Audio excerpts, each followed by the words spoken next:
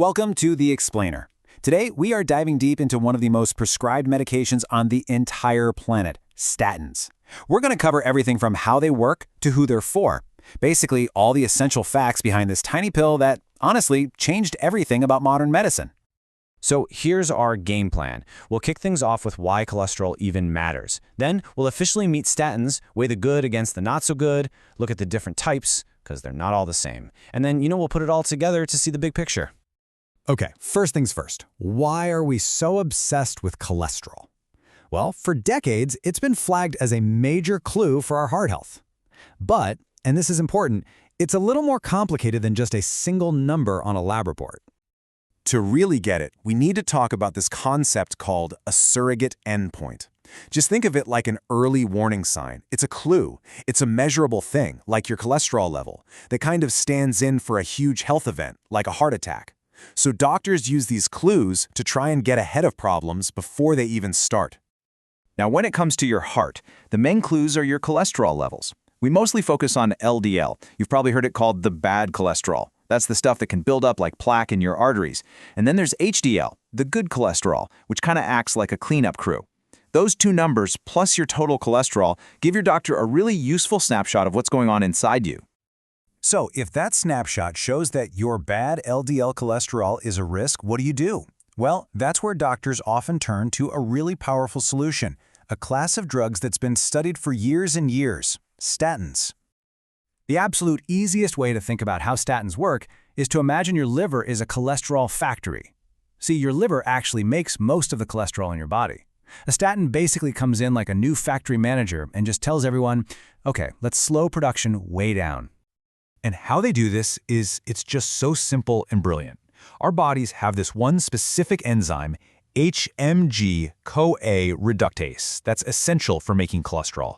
Well, statins just block that enzyme. That's it. It's like they found the main power switch for the cholesterol assembly line and just dialed it way back. And the results, they're pretty incredible. Statin therapy can drop that bad LDL cholesterol by a huge amount. We're talking anywhere from 18 to over 50%. This kind of massive reduction is exactly why they're so good at managing heart disease risk. But of course, with any powerful medicine, the story doesn't end with just the benefits. Statins also come with potential risks, so it's really important we look at the whole picture here. Let's be clear, the proven benefits are just profound. We have decades of data showing statins don't just lower a number. No, they actually reduce major heart attacks. They reduce strokes. They reduce the need for big surgeries like bypasses. And the big one, they've been shown to reduce the risk of dying, period. On the flip side, though, we absolutely have to talk about the potential side effects. These can be anything from myopathy, which is basically muscle pain, to a rise in liver enzymes. Some people also report cognitive stuff, memory loss or feeling confused. And statins can also cause a small increase in blood sugar. And this brings us to a super crucial point for understanding those side effects. The word statin isn't one size fits all. It's actually an umbrella term for two very different types of drugs. And the difference between them? It matters a lot. So here's the key difference. Lipophilic statins are fat-loving. They can slip through cell membranes really easily, which means they can get into the brain. This might be why some people experience those cognitive side effects and they tend to have more drug interactions. But then you have hydrophilic, or water-loving statins.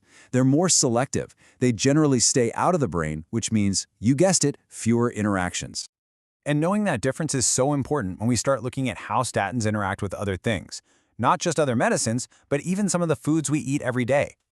This is exactly why you have to talk to your doctor or pharmacist. Take atorvastatin, for example. That's a common lipophilic one. Something as harmless as grapefruit juice can actually mess with how your body processes the drug, which can seriously increase the risk of those muscle-related side effects. Crazy, right? So what if statins just aren't the right fit for you? Maybe because of side effects or interactions. Are you out of luck? No way. Fortunately, they are not the only option for getting cholesterol under control. Two of the big alternatives are absorption inhibitors, like ezetimibe. These work in a totally different way.